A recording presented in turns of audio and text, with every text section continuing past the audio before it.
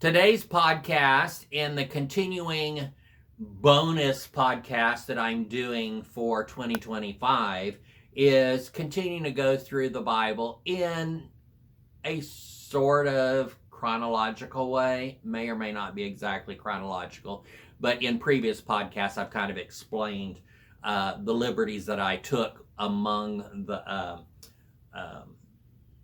the chronological way I'm moving through. But today's podcast is on the book of Numbers.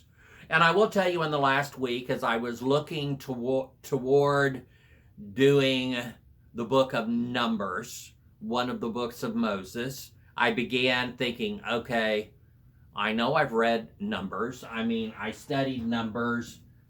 There are devotionals for the book of Numbers in my book, Deep and Wide. What is Numbers about? So just off the top of my head, even knowing that I've studied Numbers, I've written about Numbers, I'm thinking of the census of the people. And then I thought, well, what else is in the book of Numbers? I know we get to the end of the book of Numbers and Moses selects the next leader of the people, Joshua. So I know that occurs in Numbers. I see in the book of Numbers there are actually there's more than one census taken of the people, because they talk about a great plague where a lot of people died. Now, if you read and study in the book of Numbers, that great plague was a plague of the people beginning to worship other gods, the gods of the people around them. And at the time, they were in the land of Cush, so these would have been the Cushite people. They talk about the men taking Cushite women to be their wives, or adding to their wives. You know, at that time, it was accepted and believed that it was okay for men to have more than one wife, unless you were a Levite. The Levite, which were the religious leaders, they were only supposed to have one wife. But anyway, we'll talk about a problem with that here in just a second. But so they talk about the different groups that their numbers went down. So normally in a group of people, population increases. There are more people born than there are people that die. But if you look through the book of Numbers, you will see where, in fact, some of the tribes of Israel declined in population, and some by a whole lot. Now remember, in these censuses, that seems correct for the plural of census would be the censuses.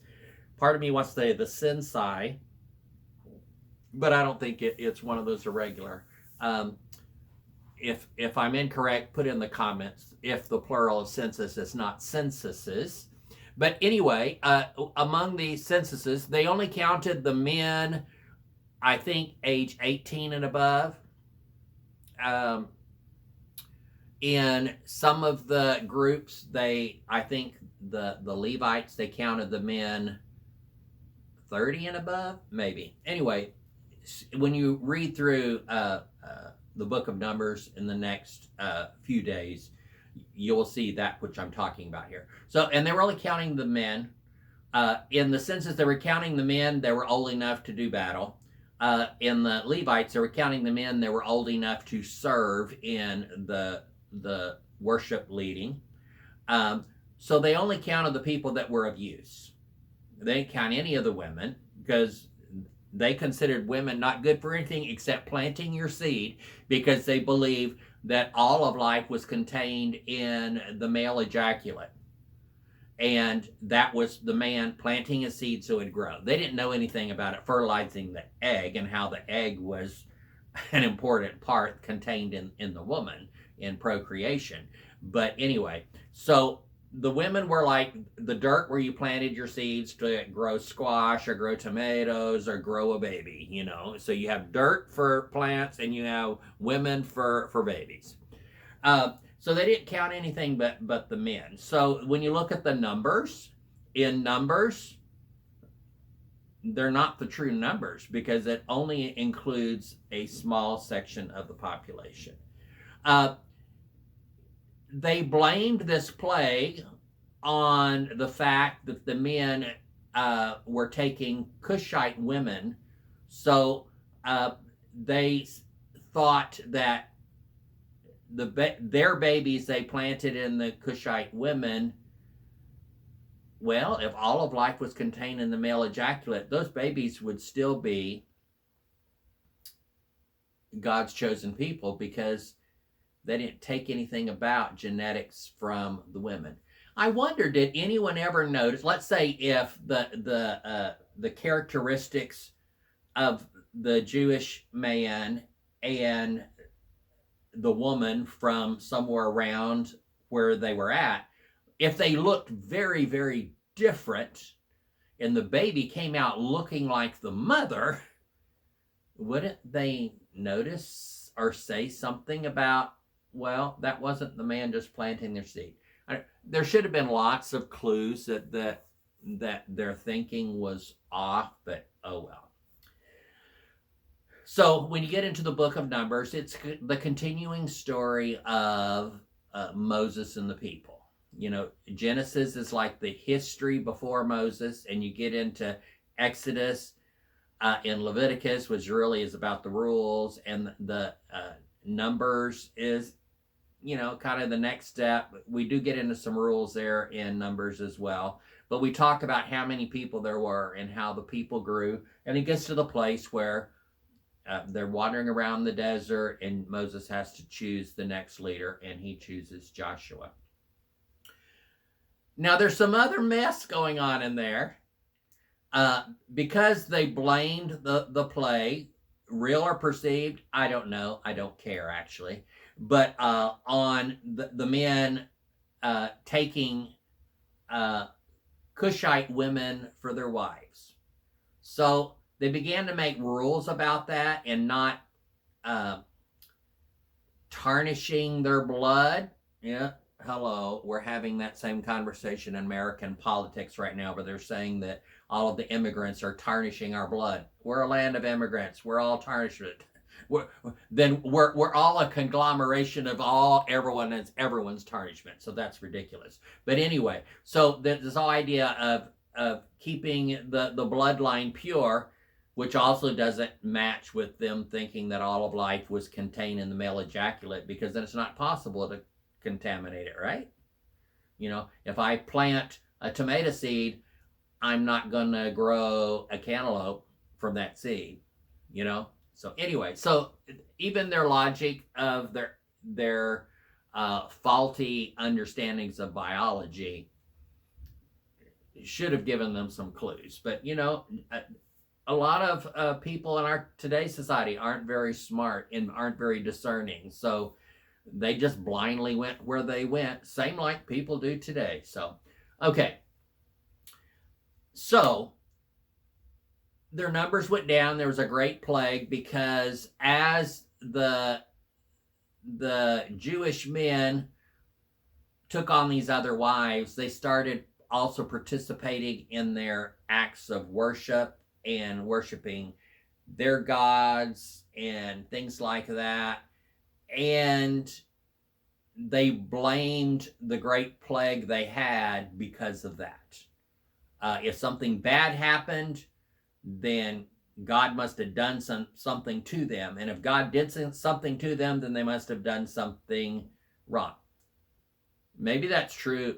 Maybe that's not true in this specific case. I don't really care. It has nothing to do with me living my life today. But anyway, we are studying the Bible, and there is a sense of historical documents in the Old Testament if we read the Bible in that way. Okay. So the men were then told, you're not to take wives from the people around you. Don't do that. Well, we had a problem. Moses took another wife, and it was a Cushite woman. So after Moses said that God made this rule that you can't marry into the women around you to keep your line pure, Moses broke his own law. So Miriam and Aaron, Moses' brother and sister, called him on it. Said, Moses, you've done wrong. You've told the people that God said you cannot marry women in the area around you. Now, you have to understand what marriage was at that time. If a man took a woman and had sex with her, and after the deed claimed her as his wife, that was marriage. I guess if he took a woman, had sex with her, and it was not a pleasant experience, he didn't like her, he did not claim her, and then they weren't married, then he just planted his seed somewhere else. Don't like her. So what happened was, Moses saw this Cushite woman, took her into his tent, did the deed. Must have been good, because he decided to call her his wife. And that's what marriage was back then. So he called her his wife. And so he had a Cushite wife as well. Aaron and Miriam called him out for that. Now, you have to remember, who wrote the book of Numbers? Moses. So Moses is telling the story. So here's what Moses does. Moses continues to write the story of Miriam and Aaron and Miriam coming and calling him out for his sin, because he broke the rule that he said God made. Maybe God didn't make it anyway. And so then Moses writes how God punishes Aaron and Miriam because they confronted Moses and called out Moses' sin. So, because Aaron and Miriam called out Moses for his sin, God punished Aaron and Miriam.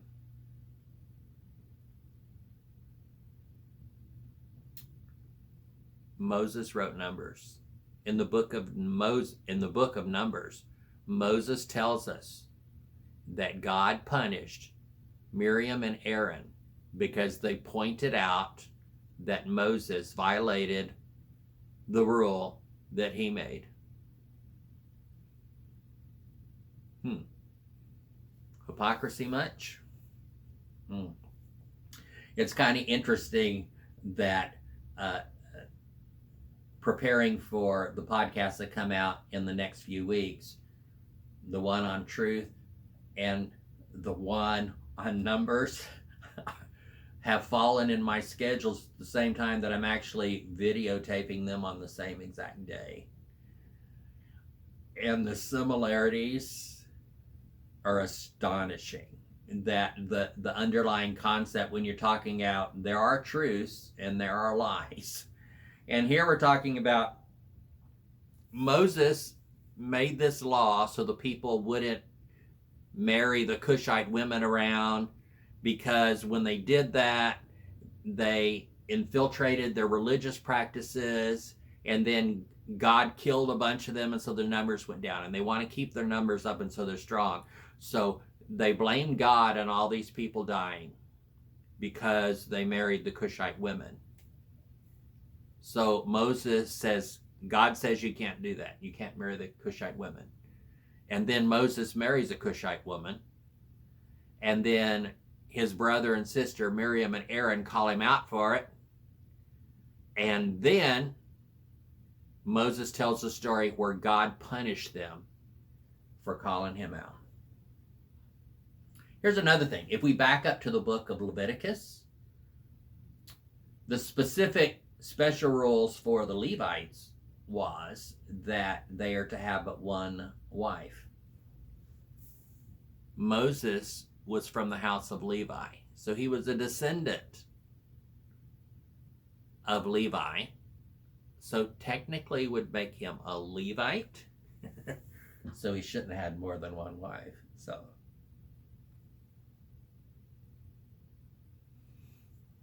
we need to point out the hypocrisy of our people and leaders around us. I think we need to point out the hypocrisy of even the patriarchs in the Bible. Okay, that's enough of this topic today. This topic is on numbers, and it really kind of dovetails in with telling the truth, because it does point out the hypocrisy of Moses, and it is helpful for us to point out the hypocrisy in our leaders, in our patriarchs, in the people that we study, and certainly if you're considering supporting someone, you need to be aware of their hypocrisies. If you like this content, be sure to like, share, and subscribe to this channel. Thank you for watching.